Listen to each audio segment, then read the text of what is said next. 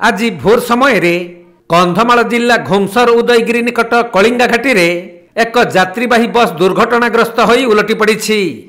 फल जड़े यात्री मृत्यु होता बेले अन्य 10 जन यात्री आहत होती। तेणु आहत मानू तुरंत उद्धार कर डाक्तरखाना भर्ती कर मिलिथिबा सूचना अनुसार श्रीराम नामक एक यात्रीवाही बस गतकाली राति बरगढ़ बाहरी सकाळु ब्रह्मपुर रे पहुंची था। तबे कलिंगा घाटीर अंधारकूट पूर्वर एक बुलाणी रे बस चालक नियंत्रण हराइबारु बसटी उलटी पड़ीथिला, जहाँकि रास्तार डाहाण पार्श्व सुरक्षा पाचेरी डेई भीतर को पशि जाई दुर्घटनाग्रस्त होइथिला बसटी। एही दुर्घटना रे जड़े महिला यात्री मृत्यु होइथिबा बेले तांकर परिचय मिल पारि नाही। आउ 10 रु ऊर्ध्व यात्री आहत होई डाक्तरखाना रे भर्ती होइछंती। तबे दुर्घटना समय रे बस रे मोट 24 जन यात्री रहिथिले।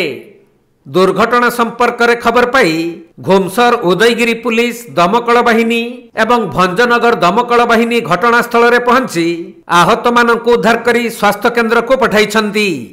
सेपटे कलिंगा घाटी रे भारी जान चलाचल बंद रखा जाइथिले भी यात्रीवाही बसटी द्रुत गति रे घाटी रास्ता रे आसुथबा बेले तीक्ष्ण बुलानी रे भारसाम्य हराई दुर्घटनाग्रस्त होईछि।